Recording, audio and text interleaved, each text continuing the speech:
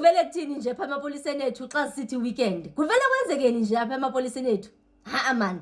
Abe namhlanje sithe sithi gqi kwavakala indaba yoba amapolisa andwendwele umzi kaFadel Adams eMitchells Plain.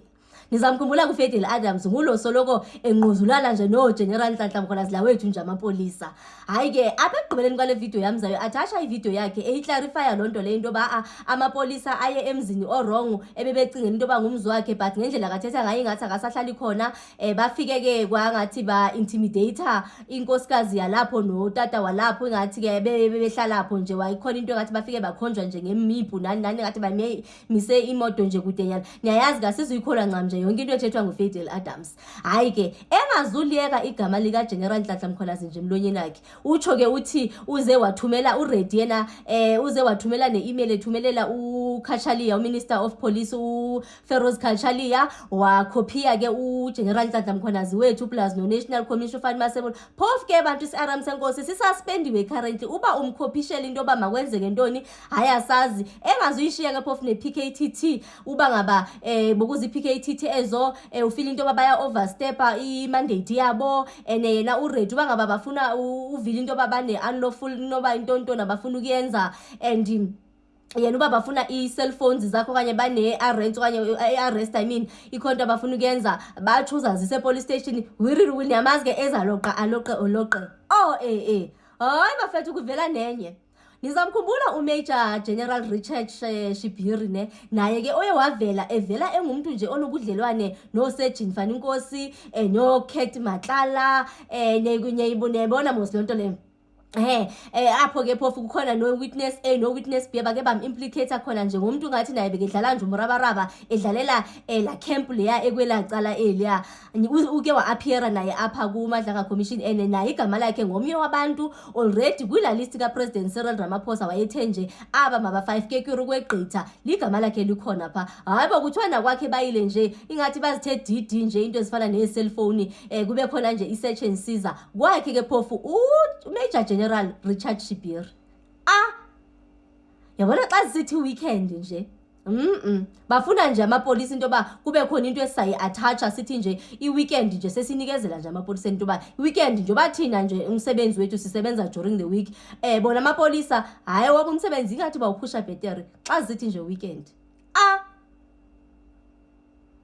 Phofu ke uMajor General Shibiri lona ningalibalanga apha ku April na ebeke wangumuntu bekeke wazama ngathi kuya ecourt ezama ukustopa i-disciplinary process yakhe nje yasemsebenzini into engathi njalo nje uba itheni into yakhona bafethu asiyazi kodwa nje ezifika nje ngoku namhlanje njengoba kuzithuzi kaMay zezoba nje Fadel Adams ingathi amapolisa bebefune nje ukuyokwenza search and seizure bebefune nje ukumndwendwela but ingathi abamvumalanga yena and then ngapha uMajor General Shibiri hayi yena engathi bayile baze bazifumana nento ezifana nje ne-cell phones but all that I'm saying bafethu allegedly yonke lento developing stories ezendithetha apha. At 4 a.m. this morning, the house that I used to occupy was raided by approximately 15 policemen clad in balaclavas like the criminals they are. They wore no name tags. They parked their vehicles 100 meters away from the scene, around the corner so no one could take registration. They cut the locks of the house. They were going to bang down the door when the occupants opened. This woman was met with rifles to her face. Her husband was made to lay on the ground. A 12-year-old son was slapped because they were looking for Fadel Adams. Now, with a budget of hundreds of millions of rands a year, this is now Kama-like intelligence. They couldn't get the address right. They raided the wrong house. They abused the wrong family. But my question right here is, when the woman demanded a warrant, they wouldn't show her one. Now, what kind of policemen do we have in this country who operate with closed faces like gangsters, who point guns at children like gangsters, who operate with impunity like gangsters? There was no warrant shown. As far as I know, if this is the PKTT, I'm not accused. I'm accused of many things, but not being part of a political killing or having planned a political killing or having links to political killings. If these people are overstepping their mandate, then answers must be forthcoming. I need to know why these people are looking for me. As a matter of fact, I can produce an email for you right now that I wrote to Minister Khachalia where I copied Mkhwanazi and Masimola in. And I said to them, generals, I'm aware that the PKTT is planning something unlawful. I'm letting you know that I'm willing to comply. If you have a warrant for my arrest, I'll hand myself over to the police station. If you want my cell phone, I'm willing to hand it over.